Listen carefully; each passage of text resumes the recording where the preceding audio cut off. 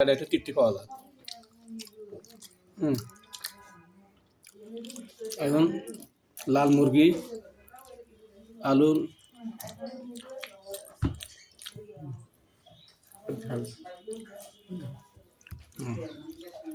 এই দেখেন তরকারিটা খুব টেস্ট হয়েছে। সমস্যা যে মরিচ বেশি দেয়, মশলা দেয়, তো এই জন্য একটা জাল বেশি হয়। ওইটা আবার প্রবলেম। আমি এখন মরিচ খেতে পারি না। আগে কত মরিচ খেয়েছি। আমার আম্মা মরিচ বাড়ি দেখতো, আজ থেকে 40 বছর আগে। তখন এগুলোরে একটা ফান্তাবাদ দিই, মরিচ ইয়েন দিই। আগে মরিচটা এনে পারতো না, সাথে রসুন দিত, অনেক কিছু দিয়ে পারতো।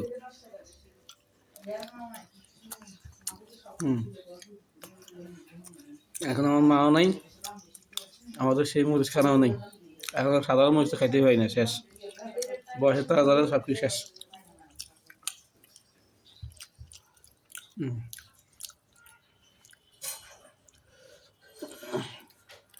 এখন আমার ইউটিউবারের জন্য দোয়া করবেন, সেই জন্য জগতের সাথে সব কিছু শিখার সাথে লেখাপড়া যেন ভালো করে করতে পারে। কারণ সব কিছু শিখলো, লেখাপড়া যদি ভালো করতে না পারতে তো মানুষ সফল হতে পারে না।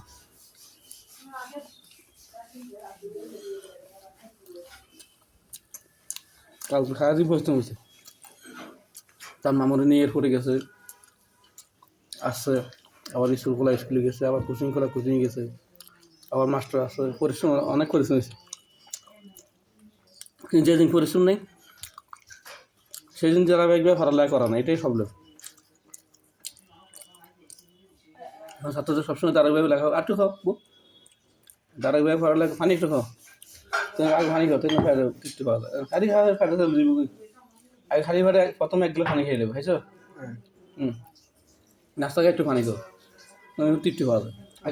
রাস্তা শেষ হয় নাই তো। চা খাই পানি খানা, রাস্তা শেষ হয় নাই তো। না চা রুটি খাই পানি খানা। দেখো চা রুটি দিয়ে পানি খানা, এটা সিস্টেম ভুল। আচ্ছা, আপনি আবার দাঁত নষ্ট হয়ে যাবে, বুঝছো না? আগে একটু পানি খাও। আমার রুটি থেকে এগুলো শিখেতে হয়। আমরা না বুঝে যে বুঝবে ক্ষেত্রে শিখেতে জানতে। ওই জুতাটা প্রতিদিন ধুয়ে রাখবো। এখন বাটা জুতা কত টাকা দামি, প্রতিদিন পানি দিবি। তা পানি লাগলে তো জুতা এগুলো সামনে ফসিয়ে যাবে। আর তো এখানে বাসাতে রোদও নাই, হ্যাঁ। তো জুতা না ধুইয়া একটু মুছি দেখলে কি সমস্যা কি? দরকার 1 মাসে একবার রং করে দিবি, হ্যাঁ। বাস একটা জুতা রং কিনে নিয়ে আসবি, হ্যাঁ। আপনার ব্রাশ আগে না কি লাগে এগুলো এখন তো আদের এখানে খাইতেছি, আদের এখানে কত সমাধান। সারাদিন খাই আর ঘুম যাই আর বক করি, আর কোনো কাম নাই। আর সেখানে এমন জায়গা সব কিছু করানো যায়, কিন্তু একটা দোকান নিয়ে বসলে দেখবে চাঁদা বাজারে খাই দিবে।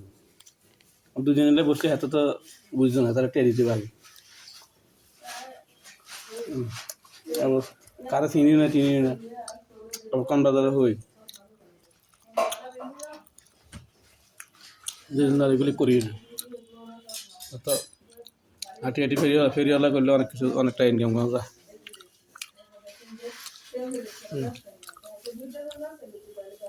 আমার সারে গেছিল, যে কাজে লাভ পাই তাতে কোনো অপমান নাই। মোরা সবাই যে উত্তর মনোজ সালামতুল্লাহ শিক্ষক, সমাধি হচ্ছে মসজিদের প্রতিষ্ঠাতা। আমরা চুরি করলে লজ্জা, কাজ যত ছোটো কাজ হোক, কাজের বেশি কোনো লজ্জা নেই। আমরা অনেকে শিক্ষিত হইয়া আর ছোটো কাজ করি না, যে কারণে আমার দেশটা ক্ষতিগ্রস্ত। শিক্ষিত হলে শিক্ষা হলে এক জিনিস, কর্ম হলে এক জিনিস। শিক্ষিত পাশাপাশি কর্ম করলে দেশটা উন্নত হয়, সততা থাকবে, দেশ আরও উন্নত হয়ে যাবে।